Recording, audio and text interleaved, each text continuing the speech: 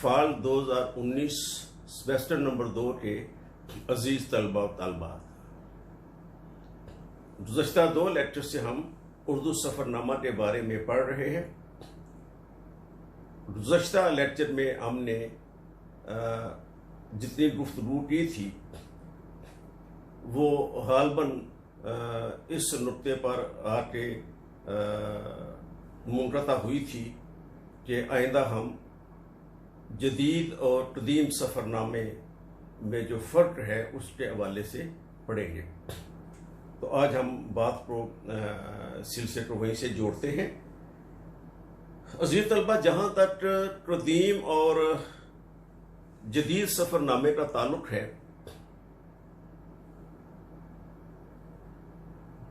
یہ تعلق کئی حوالوں سے باہم مربوط بھی ہے اور باہم متصادم بھی۔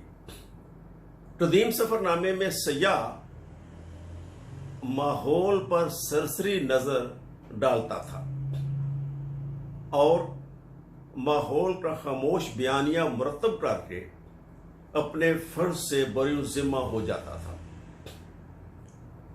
قدیم سفر نامہ خاموش فلم کی طرح تھا جو صرف مناظر اور تصویریں پیش کرتا اور داخلی رنگ آمیزی کا کام وہ قاری پر چھوڑ دیتا تھا کہ قاری اس بیانیے سے وہ جو تصویر کشی کی گئی ہے اس میں اپنی منشا کے مطابق، اپنے ظرف کے مطابق، اپنی سوچ اور فہم کے مطابق جو رنگ بھرنا چاہے بھر لے۔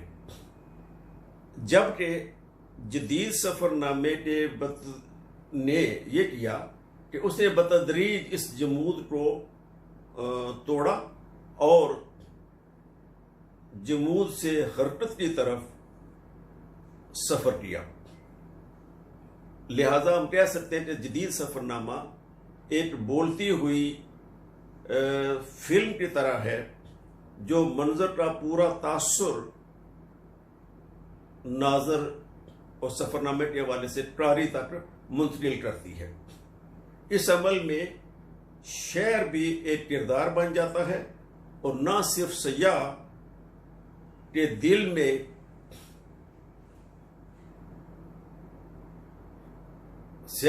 میں سے اجنبیت کے احساس کو ظاہر کر دیتا ہے، بلکہ سیاح کے ساتھ باتیں بھی کرتا ہے اور بعض اوقات تو یہ صورت پیدا ہو جاتی ہے کہ سفر نامے میں شعر اور سیاح دو الگ الگ کردار نظر نہیں آتے، بلکہ ان میں وہ رشتہ بھی موجود ہوتا ہے جو تخلیق اور تخلیق کار یا کسان اور زمین کے درمیان ہوتا ہے۔ بقول شاعر، اب کسے دیکھیں مصور کو یا تصویر کو ہم، جبکہ فنکار بھی شاہکار میں ٹھہرا ہوا ہے۔ اب کسے دیکھیں مصور کو یا تصویر کو ہم، جبکہ فنکار بھی شاہکار میں ٹھہرا ہوا ہے۔ تو جدید سفر نامہ نگار نے بالعموم ذات اور ماحول کی دوئی کو ختم کرنے کی کوشش کی۔ وہ منظر کی ان جزیات اور تفصیلات کو سمیٹتا ہے جن پر مسافر کی نظر نہیں پڑتی بلکہ سیاح کی نظر پڑتی ہے۔ یہ اہم بات ہے کہ جن پر مسافر کی نظر نہیں پڑتی بلکہ صرف سیاح کی نظر پڑتی ہے۔ چونکہ مسافر جو ہے، جو کسی شہر سے یا کسی ملک سے کسی طے شدہ مقصد کے لیے سفر اختیار کرتا ہے اور کسی شہر یا ملک سے اپنے اس مقصد کے اصول کے لیے سفر کرتا ہوا گزر جاتا ہے، وہ چیزوں کو مکمل تفصیل کے ساتھ، مکمل جزیات کے ساتھ نہیں دیکھتا، جبکہ سیاح کا کام یہ ہے کہ وہ چھوٹی چھوٹی چیزوں کو بھی بنظر غائب دیکھتا ہے، پوری توجہ سے دیکھتا ہے اور ان کی جزیات کو بھی اپنے اندر جذب کرتا جاتا ہے، جنہیں وہ بعد میں اپنی ڈائری میں یا پھر مکمل سفر نامے میں بیان کر دیتا ہے۔ یوں کہہ سکتے ہیں کہ سیاح اس منظر کی روح کو اپنے اندر، اپنے بدن میں، اپنے دل و دماغ میں اتارے بغیر آگے نہیں بڑھتا۔ اس حوالے سے دیکھیے تو قدیم اور جدید سفر نامے میں ایک بنیادی فرق یہ ہے کہ قدیم سفر نامے معروف شہروں اور معروف عمارتوں کا ذکر تو کرتے ہیں، لیکن ان کی تفصیلات ہمارے سامنے نہیں آتی، جبکہ جدید سفر نامہ نام و نشان کی شناخت سے بلند ہوتا جاتا ہے اور اس میں سنسان کوچوں، بے آباد گلیوں اور گمنام منزلوں کا احوال بھی درج ہوتا ہے۔ جدید سفر نامے میں سیاح ان کرداروں کا کھوج بھی لگاتا ہے جن پر کسی روایتی مسافر کی نظر کبھی نہیں پڑتی، لیکن جن کے تذکرے کے بغیر زندگی کی تصویر اور منظر کا متحرک بیانیہ مکمل نہیں ہو پاتا۔ جدید سفر نامہ نگار نے اس کاوش میں ایسے کرداروں کو بھی پیش کیا ہے جن کے خد و خال اور شخصی خصوصیات سے قاری بے اختیار نفرت یا محبت کے جذبات محسوس کرتا ہے۔ اردو کے قدیم اور جدید سفر نامے میں ایک اور نمایاں فرق یہ ہے کہ قدیم سفر نامے میں فکری یا تہذیبی تصادم بہت کم نظر آتا ہے۔ برصغیر کی جغرافیائی کیفیت ایک قلعہ نما کسی ہے۔ اس ملک کے مذہبی اور معاشرتی آلات اور ان مذہبی اور معاشرتی آلات کے اثرات نے اس ملک کے باشندوں کو ملک سے باہر جانے کے بہت کم مواقع فراہم کیے۔ اس ملک میں چونکہ فطرت نے اپنے عزیز، اپنے قیمتی خزانے بے دریغ جمع کر رکھے ہیں، اس لیے بھی مقامی باشندوں کو تلاش معاش اور اصول رزق کے لیے بیرون ملک جانے کی ضرورت کبھی پیش نہیں آئی، بلکہ بیرون ملک سے لوگ یہاں آتے رہے ہیں۔ یہ تاریخ گواہ ہے اس بات کی کہ ایک زمانہ وہ بھی تھا جب دوسرے ممالک سے لوگ برصغیر میں ملازمتیں حاصل کرنے کے لیے، کاروبار کرنے کے لیے اور اصول رزق کے لیے یہاں آتے تھے۔ چنانچہ لوگوں میں وہ اوصاف پیدا ہی نہیں ہو سکے، یہ سب کانٹیننٹ کے جو لوگ ہیں ان میں وہ اوصاف پیدا ہی نہیں ہو سکے جو ایک سیاح کو فطرت کی طرف سے ودیت ہوتے ہیں۔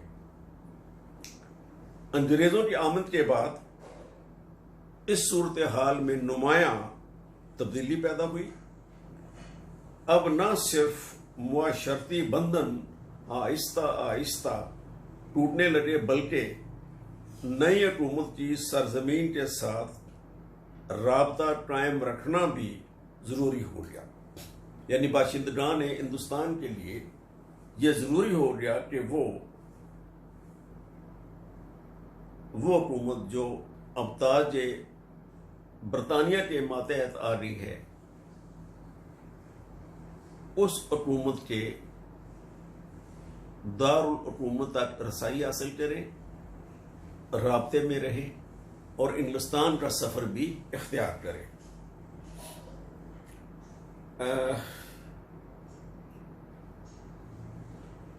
یہ ایک طرح سے سیاسی ضرورت بن گئی۔ تو سیاسی ضرورت نے سمندر پار جانے کا راستہ کھولا، جس نے عام لوگوں کے ذوق سیاحت کو چمکایا اور انہیں اپنے نئے حاکموں کا دیس دیکھنے پر آمادہ کیا۔ قدیم سفر نامہ نگار کے ہاں سفر اور سوچ دونوں خاصے سست رفتار تھے، چنانچہ وہ مغرب کا رسیدہ ہاں ہی نظر نہیں آتا، بلکہ ہر قدم پر اس سے مرعوب بھی دکھائی دیتا ہے۔ قدیم سفر نامہ نگار جو ہے وہ جب مغرب میں جاتا تھا تو وہ اس کی چکا چوند سے، اس کی رعنائیوں سے اتنا متاثر ہوتا تھا کہ ایک طرح سے سہم جاتا تھا، اس سے روب داب میں آ جاتا تھا، مرعوب ہو جاتا تھا، جس کا نتیجہ یہ ہو کہ اس کے ہاں اولین سطح پر اپنی پسماندگی پر تعصف، افسوس اور ملال کا جذبہ پیدا ہو جاتا تھا۔ چنانچہ قدیم سفر نامہ نگار یورپ سے آنکھیں ملانے اور تصادم پیدا کرنے کی جرت نہیں کرتا، بلکہ فوری طور پر اس سے مغلوب ہو جاتا ہے۔ یہ جب قدیم سفر نامہ دیکھے تو اس میں اور صرف اشیاء اور ایجادات کے تذکرے ہی سے ارباب وطن کو مغلوب و مسحور و مرعوب کرنے کی کوشش کرنے لگتا ہے۔ یعنی جن لوگوں کے لیے وہ سفر نامہ لکھتا ہے انہیں مغرب کی ایجادات کے تذکرے سے وہ مرعوب بھی کرنا چاہتا ہے، انہیں اپنے سیر میں بھی لانا چاہتا ہے، اور ان ایجادات کے تذکرے سے وہ ان پر ایک جادو کسی کیفیت طاری کرنا چاہتا ہے۔ لیکن 20ویں صدی میں برصغیر میں ایسی تحریکیں پیدا ہوئی جو غیر ملکی اقتدار کے مضبوط قلعے پر مسلسل ضربیں لگانے لگیں۔ ان تحریکوں نے نہ صرف ہندوستانی سیاح کا اعتماد ذات بحال کیا، بلکہ اسے اپنی قوت پر فخر کرنے کا جذبہ بھی عطا کیا۔ اس دور میں جن لوگوں نے یورپی ممالک کا سفر کیا ان کے ہاں قوموں کے عروج و زوال،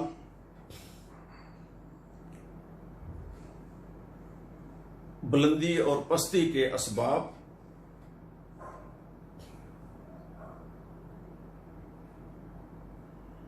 ترقی اور پسماندگی کی وجوہات دریافت کرنے کی خواہش نسبتاً زیادہ ہے۔ جدید سفر نامے قدیم سفر نامے سے اس حوالے سے بھی مختلف ہیں کہ جدید سفر نامے میں مغرب کی تحسین یا مفاہمت کی بجائے فکری تصادم کی واضح لہر موجود ہے، اور سوچ کی رفتار سفر کی رفتار سے تیز تر معلوم ہوتی ہے۔ قدیم سفر نامے میں جب کوئی سیاح مغرب کے سفر سے واپس آتا تو ریفارمر کا روپ دار لیتا تھا۔ قدیم سفر نامے میں کوئی بھی شخص جو انگلستان کا یا مغربی دنیا کا سفر کا کہتا تھا تو یہاں کے وہ ایک طرح سے مسلح بن جاتا تھا، ریفارمر بن جاتا تھا، اور پورے ملک کو ترقی کی گاڑی پر جلدی جلدی سوار ہو جانے کی تلقین کرتا تھا۔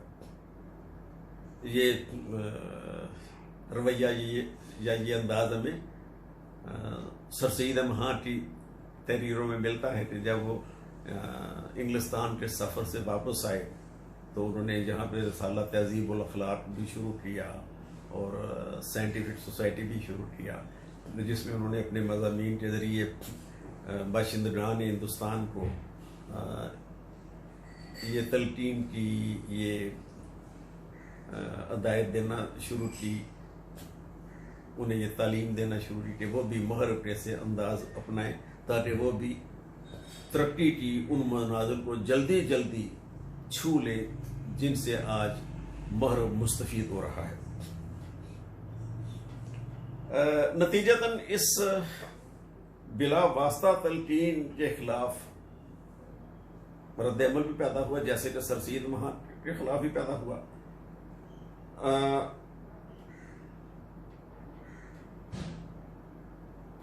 اور رد عمل پیدا ہوا اور پورے ملک میں مخالفت کا ایک طوفان کھڑا ہو جاتا تھا۔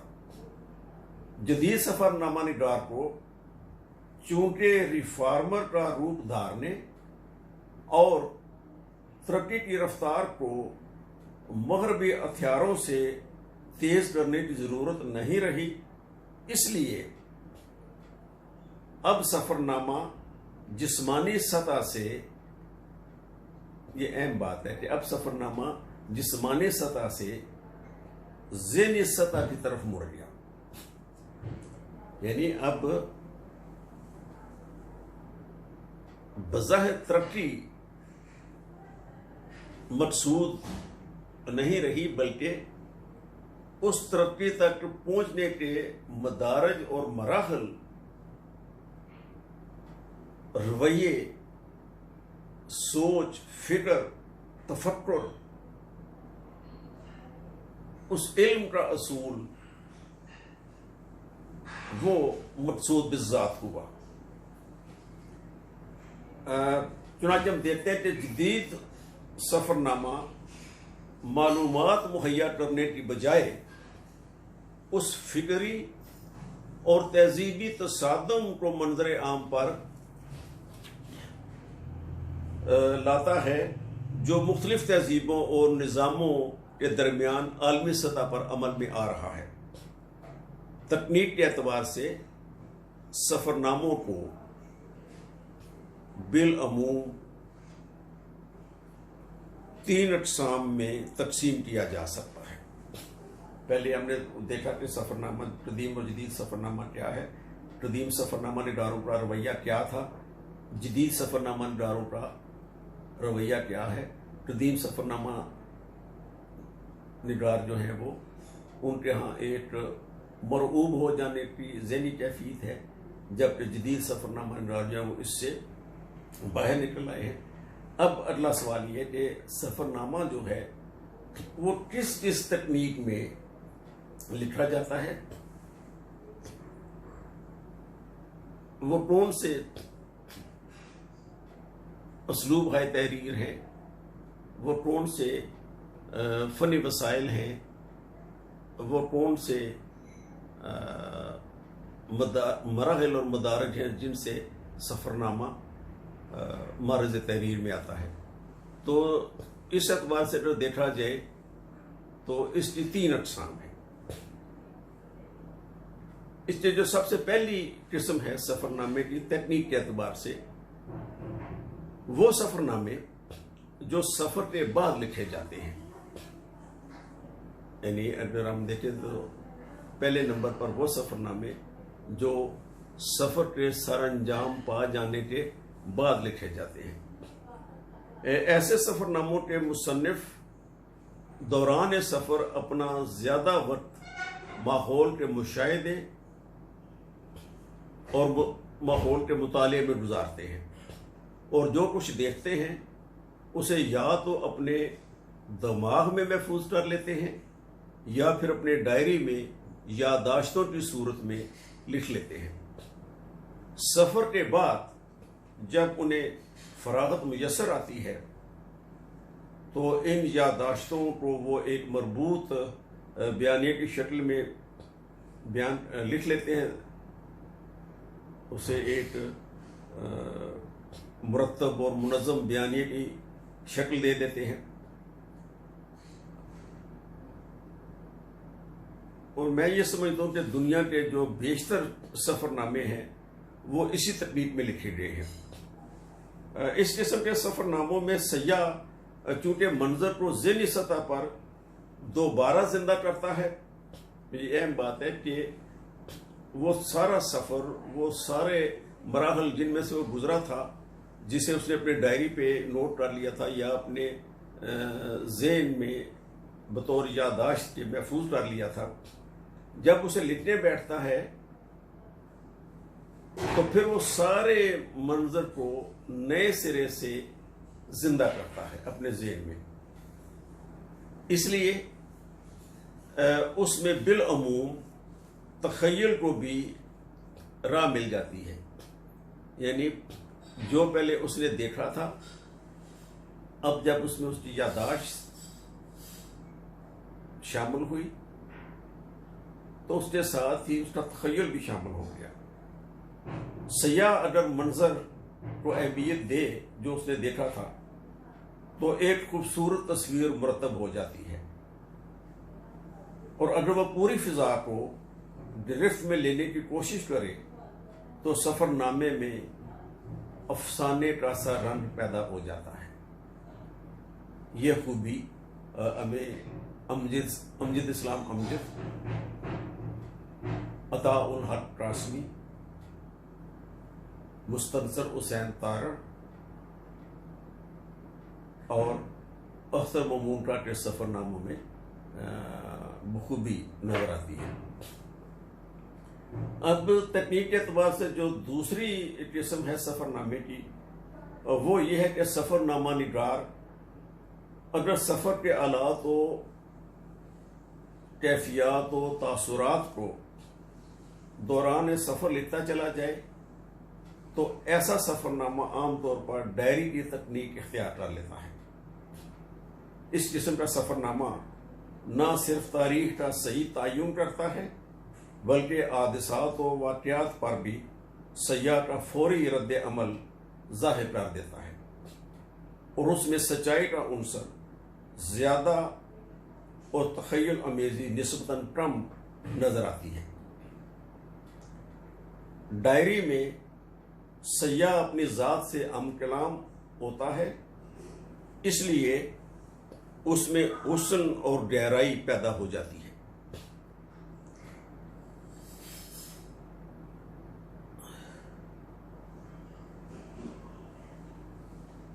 سیاہ حال یعنی پریزنٹ ٹینس کے استعمال کی وجہ سے کیا ہوتا ہے کہ جو کچھ اس نے آنکھوں کے سامنے ہوتا ہوا دیکھا، جو کچھ اس کے سامنے سے گزر رہا ہوتا ہے،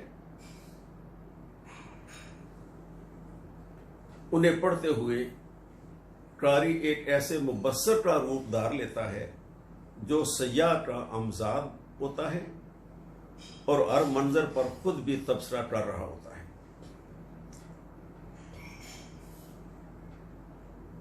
سفر نامہ لکھنے کی جو تیسری تکنیک ہے وہ یہ ہے کہ دوران سفر لکھے جانے والے سفر ناموں میں ڈائری کے علاوہ ایک اور صورت بھی دکھائی دیتی ہے، وہ ہے خطوط کی ٹیکنیک.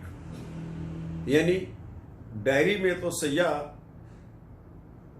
کسی دوسرے شخص کو اپنے تجربات میں شامل نہیں کرتا، جبکہ خطوط کی صورت میں سیاح وہ کیفیت جو اس نے خود محسوس کی ہے وہ مکتوب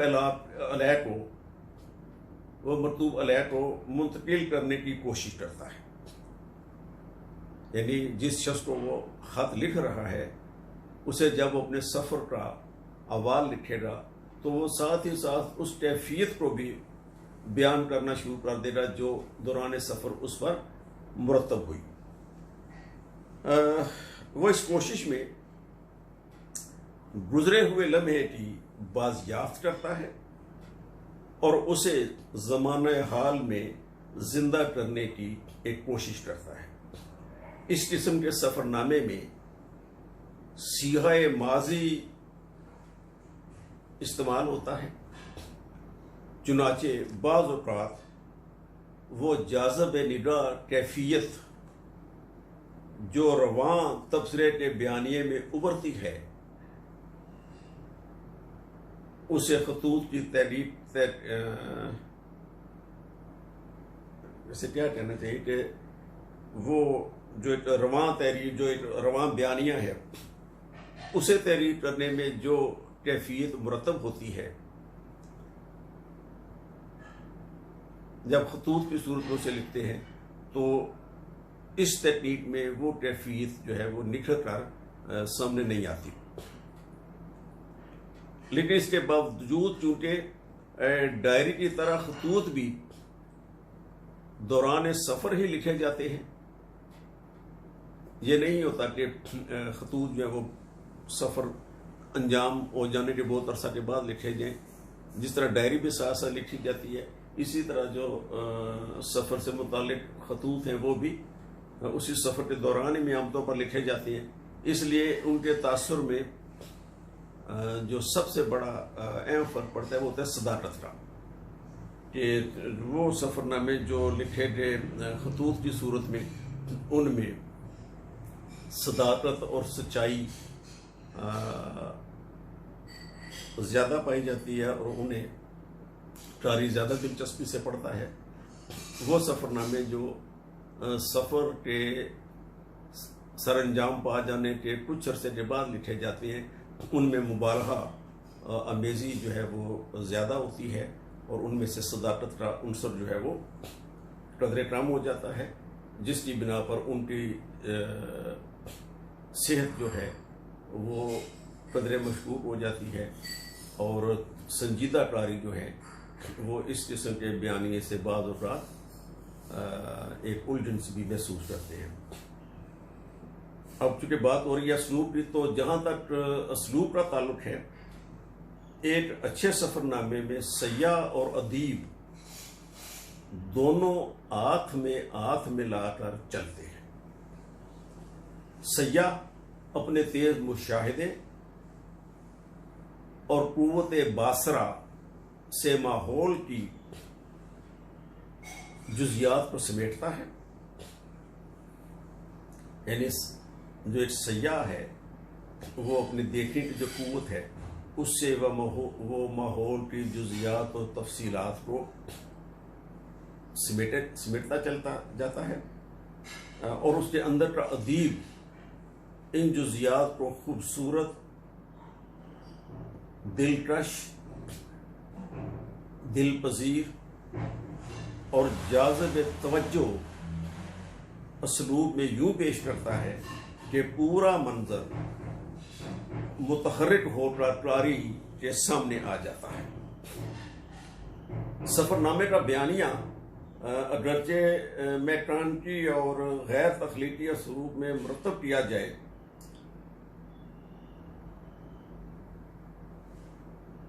جیسا کہ کہیں کہیں ایسا ہوا بھی ہے، تو اگر یہ ایک بہت میکینیکل سے انداز میں اور بہت ہی غیر تخلیقی انداز میں، غیر ادبی، غیر شعری نوعیت کے اسلوب کے اگر مرتب کیا جائے تو اس کا القاء اثر بھی محدود ہو جاتا ہے. یعنی عزیز طلبہ، یہ بات بہت اہم ہے کہ موجودہ سفر نامے کے حوالے سے کہ اس کے اسلوب میں ایک ادبی چاشنی کا ہونا بہت ضروری ہے. اگر ایسا نہیں ہوگا تو ایسا سفر نامہ آج کے قاری کے لیے ناقابل قبول ہوگا. چنانچہ سفر نامہ کے بیانیہ کو مرصع،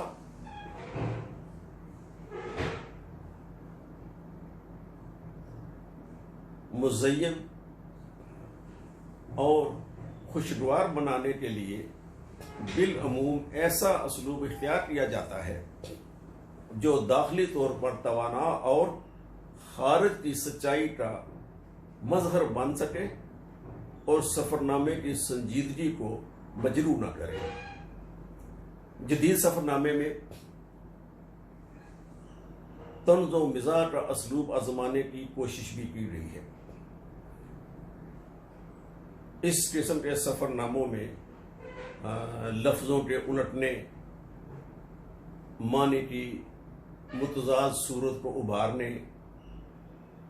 اور لطیفے کو بیانیہ اسلوب میں سمونے کی کوششیں بھی کی گئی ہیں۔ ہوتا کیا ہے کہ مصنف منظر کو اپنی شریر آنکھوں سے دیکھتا ہے اور ناہمواریوں کو ابھارتا ہے۔ وہ قاری کو بھی آمادہ کرتا ہے کہ وہ اس تمسخر میں شریک ہو اور کھل کر قہقہا لگائے۔ بظاہر یہ ایک اچھا اسلوب محسوس ہوتا ہے، لیکن اس کا ایک نقصان یہ ہوتا ہے کہ وہ شگفتہ کیفیت جو قاری پر داخلی مسرت کا دروازہ کھول دیتی ہے، وہ استہزاء اور تمسخر اور مذاق کی نظر ہو جاتی ہے۔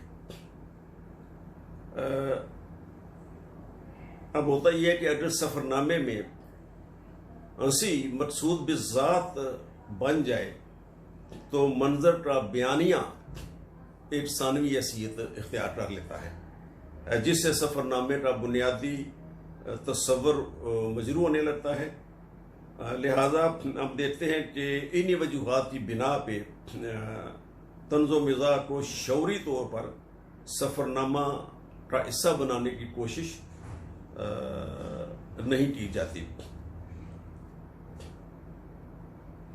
میرے سامنے کچھ ایسے سفر نامے آئے ہیں کہ میں نے دیکھا کہ جن سفر ناموں میں سفر نامہ نگاروں نے یہ شعوری کوشش کی ہے کہ ان کے افسانوں میں سفر ناموں میں مزاح اور ہنسی مذاق کی لذت اور ذائقہ اور چاشنی بھی موجود ہو، تو میرے مشاہدے میں یہ بات ہے کہ ان کے سفر نامے جو ہیں وہ بنیادی طور پہ مزاح نامے تو بن رہے ہیں، ان کے اندر سفر ناموں کی جو ایک حقیقی روح ہے وہ ناپید ہے، وہ نظر نہیں آتی۔ اچھا، اب پھر ایک اہم بات یہ بھی ہے، جب ہم کسی سفر نامہ نگار کا سفر نامہ پڑھتے ہیں تو اس میں ایک اہم بات یہ بھی ہے کہ سفر نامہ نگار نے یا سیاح نے اپنے سفر کے لیے کون سا وسیلہ استعمال کیا ہے، کون سا ذریعہ ہے جس کے ذریعے اس نے یہ سفر اختیار کیا۔ یہ اب دنیا میں جتنے بھی سفر ہیں وہ عام طور پہ 3 ذرائع میں سے کسی ایک ذریعے ہوتے ہیں۔ ایک تو ہوائی جہاز ہے، دوسرا زمینی سفر ہے، اور تیسرا بحری جہاز ہے۔ اب ہوتا کیا ہے کہ ہوائی جہاز میں سیاح جو ہے وہ زمین اور آسمان کے درمیان میں معلق ہو جاتا ہے۔ بلندی سے زمین کی چیزیں چھوٹی نظر آتی ہیں اور منظر تیزی سے بدل جاتا ہے۔ اس کے برعکس پیدل یا زمینی سفر، جس میں زمینی سفر سے مراد ریل، کار، بس، گاڑی، کار یا اپنی ذاتی سواری، یہ جتنے بھی زمینی سفر ہیں، ان میں سیاح جو ہے وہ زمین کے ساتھ اپنا تعلق قائم رکھتا ہے اور اشیاء اور مظاہر میں آسانی سے ربط باہم پیدا کر لیتا ہے۔ پیدل سفر کے دوران میں وہ جزیات کا مشاہدہ زیادہ قریب سے کرتا ہے۔ اس کے برعکس جو سمندری سفر ہے اس میں سیاح کے محسوسات میں نمایاں تبدیلی آ جاتی ہے۔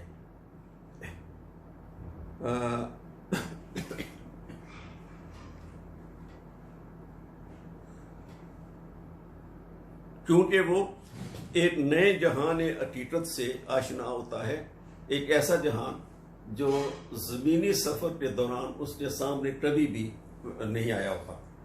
تو اس سمندری سفر میں جس جہان سے وہ آشنا ہوتا ہے وہ اس کے منظر کو، اس جزیات کو اپنے سفر نامے کا حصہ بنانے کی کوشش کرتا ہے۔ کسی مقام پر سیاح کا وقفہ قیام بھی اس کے مشاہدات پر اثر انداز ہوتا ہے۔ کسی مقام پر سیاح کا طویل قیام اس پر جو اصرار منکشف کرتا ہے، مختصر قیام سے اس کا عشر اشیر بھی حاصل نہیں ہوتا۔ جدید سفر نامے میں بعض سیاحوں کے ہاں ممالک غیر میں زیادہ طویل عرصے تک قیام، وہاں کے لوگوں سے ملنے اور ان سے ہر سطح پر تعلقات بڑھانے کا رجحان نمایاں نظر آتا ہے۔ چنانچہ ان کے ہاں جزیات کو دیکھنے کا انداز نسبتاً زیادہ ہے، جس سے سفر نامے کی جاذبیت میں اضافہ ہوا ہے۔ سفر نامے سے متعلق عزیز طلبہ، یہ ساری گفتگو جو ابھی ہم نے کی ہے اور اس سے پہلے 2 لیکچرز میں کی تھی، اگر ہم انہیں سمیٹنے کی کوشش کریں، اسے سم اپ کریں، تو ہم کہہ سکتے ہیں کہ ابتدا میں سفر کا عنصر جو ہے وہ ہمیں داستان میں ملتا تھا۔ داستان کا ہیرو مہم جوئی پر روانہ ہوتا تھا، وہ کئی طلسمات کو طے کرتا، ملکوں اور شہروں سے گزرتا ہوا بالآخر گوہر مقصود حاصل کر کے کامیاب و کامران لوٹتا تھا۔ لیکن ان داستانی سفر ناموں کو ہم سفر نامہ قرار نہیں دے سکتے۔ اس کی وجہ یہ ہے کہ وہ سب تخیل کی پیداوار تھا۔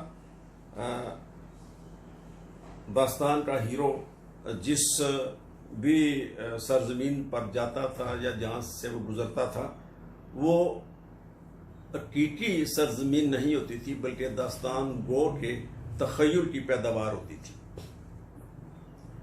جبکہ حقیقی زندگی کے حقیقی سیاح کو بیرونی ملکوں، اجنبی دیسوں اور نامانوس تہذیبوں کو قریب سے دیکھنے کا موقع ملا، تو اس کا فائدہ کیا ہوا کہ کہانی اور داستان کا داخلی عنصر سفر نامے کی خارجی حقیقت میں سما گیا اور اس صنف کے انفرادی نقوش آہستہ آہستہ اجاگر ہونے لگے۔ لہذا ہم کہہ سکتے ہیں کہ اب سفر نامہ ایک ایسی صنف ادب کا درجہ اختیار کر چکا ہے جس میں داستان، کہانی اور آبیتی کے عناصر شامل ہیں۔ تخلیقی اسلوب کی آمیزش نے اس اسلوب میں شعری کیفیت اور شعری حسن بھی پیدا کر دیا ہے، جس کے نتیجے میں یہ ایک توانا، منفرد اور باقاعدہ صنف ادب کے طور پر اپنی حیثیت تسلیم کرتا ہے۔ اب اردو سفر ناموں کے حوالے سے جب ہم بات کرتے ہیں تو اس میں ہم دیکھتے ہیں کہ حج کے سفر نامے، عمرے کے سفر نامے، یہ ایک باقاعدہ صنف کے طور پر ہمارے سامنے آئے۔ پھر بعض خواتین سفر نامہ نگاروں نے بھی سفر نامے لکھے، ان کے سفر نامے جو ہے وہ حج اور عمرے پر مشتمل ہونے کے علاوہ جو دیگر ممالک ہیں ان کے حوالے سے بھی پائے جاتے ہیں۔ پھر بہت سے سفر نامہ نگار ایسے ہیں جنہوں نے چین، جاپان، یورپ کے سفر نامے لکھے، اور بعض نے تو اپنے سفر ناموں کے جو عنوان ہیں وہ بھی اس ملک کے ہی نام سے اس ملک کا نام اس میں شامل کیا، جیسے ابن چاہر چلتے ہو تو چین کو چلیے، یا ڈاکٹر محمد کامران صاحب ڈراف سے گڑیا، جیم سے جاپانی. اسی طرح جو یورپ کے سفر نامے ہیں اس میں کینیڈا کا نام استعمال ہوا، پیرس کا نام استعمال ہوا، پیرس 20 کلومیٹر وغیرہ وغیرہ اس طرح. اب ترکی سیاحوں کے لیے ہمیشہ سے ایک بہت ہی پراسرار اور متاثر کن ملک رہا ہے. تو ترکی کے حوالے سے جو پہلا ایک اولین سفر نامہ ہمارے سامنے آتا ہے وہ ہے JA ٹیڈن کا سفر نامہ ہے، جو اردو میں ترجمہ ہوا استنبول تاریخی اور رومانی شہر کے نام سے. یہ سفر نامہ جو ہے انہوں نے اس سفر نامے میں جو پیش لفظ میں وہ لکھتے ہیں کہ یہ شہر 50 برسوں میں بہت تبدیل ہو گیا ہے. یعنی انہوں نے جب یہ سفر نامہ لکھا 1959 میں، تو اس سے پہلے بھی شاید انہوں نے یہ سفر نامہ اس شہر کا سفر کیا ہوگا. تو کہتے ہیں یہ شہر 50 برسوں میں بہت تبدیل ہو گیا ہے اور شاید آئندہ 10 برسوں میں مزید تبدیل ہو جائے. خواہ کچھ بھی ہو، یہ دنیا کا ایک عظیم شہر ہی رہے گا، جیسا کہ یہ ہماری تمام معلوم تہذیبوں کے سارے شہروں میں ایک عظیم ترین شہر ہے. اور ایسے ہی ہوا کہ اپنی قدیم روایات، قدیم عمارتوں، قدیم اقدار کے ساتھ ساتھ یہ شہر ترقی کی منازل کو بھی چھوتا رہا. لہذا آج کا استنبول جو ہے وہ قدیم اور جدید کا ایک خوبصورت سنگ میل ہے، ایک خوبصورت امتزاج ہے. لہذا آج یہ ملک ترکی اور استنبول جو ہے یہ دنیا جان کے سیاحوں کو اپنی طرف متوجہ کرتے ہیں. تو میرے جو گزشتہ کچھ عرصے میں میرے سامنے جو چند سفر نامے آئے، ان میں ترکی کے حوالے سے بہت سے سفر نامے، جیسے ایک تو یہ تو پرانا سفر نامہ ہے. اب جو پچھلے 3 سال پہلے، 3-4 برس پہلے یہ سفر نامہ ملک مقبول احمد کا سیاحت نامہ ترکی، یہ بھی چھپا، یہ ترکی کے حوالے سے ہے.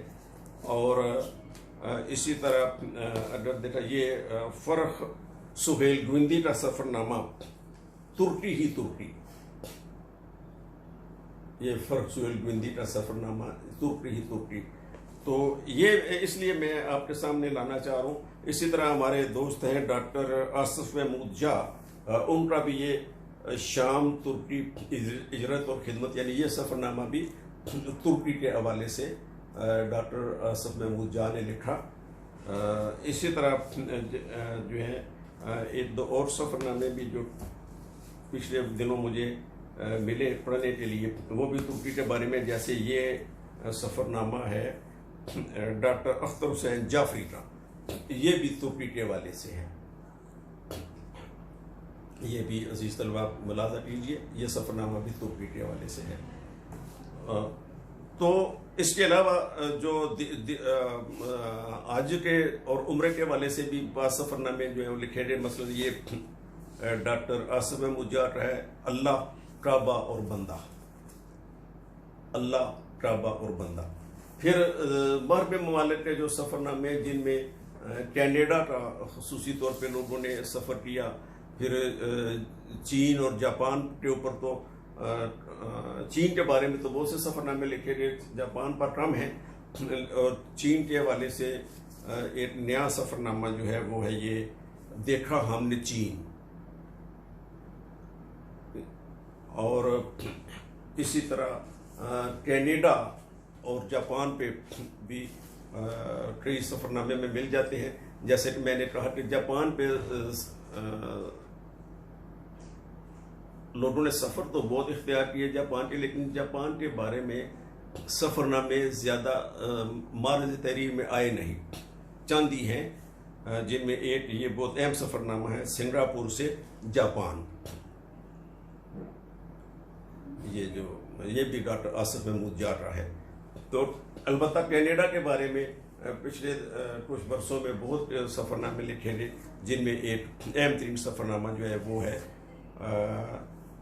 ڈاکٹر اختر جعفری کا پگھلتی برف کی سرزمین کینیڈا. پگھلتی برف کی سرزمین کینیڈا. تو عزیز طلبہ، ان تمام سفر ناموں سے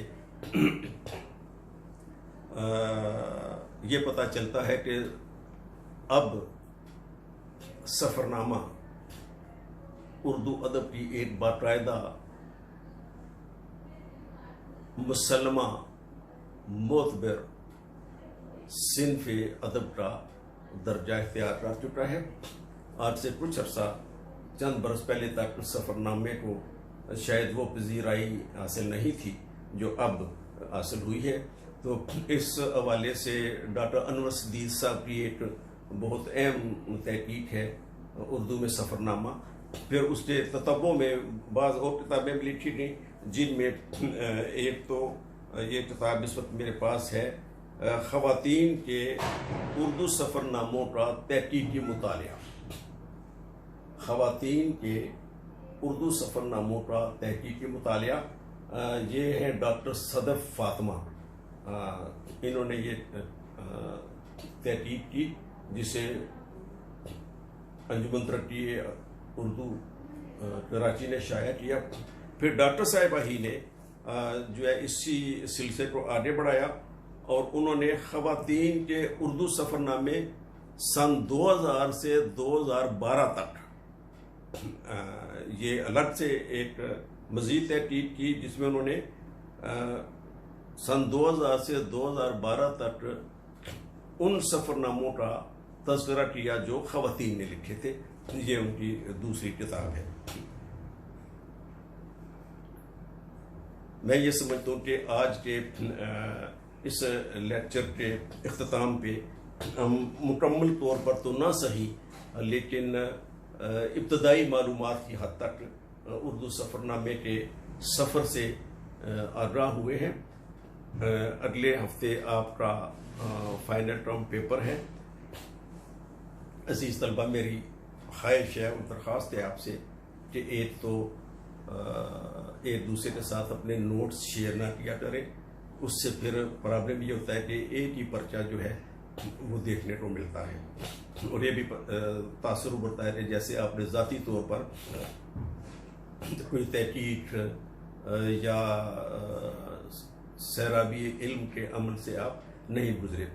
دوسرا یہ کہ مجھے معلوم ہے کہ یہ جو حالات اس وقت چل رہے ہیں جس میں لائبریریز بند ہیں اور کتب خانوں تک آپ کی رسائی نہیں ہے، لیکن انٹرنیٹ سے پر بھی بہت زیادہ انحصار نہ کریں، اس لیے کہ آپ جیسا وہاں سے غلط سلط دیکھتے ہیں ویسا آپ نوٹ کر لیتے ہیں، جس سے اشعار بھی غلط ہوتے ہیں، املا بھی غلط ہوتی ہے، اور اس سے مجموعی طور پہ پرچے کا جو ایک تاثر ہے وہ مجروح ہو جاتا ہے، وہ اچھا نہیں رہتا.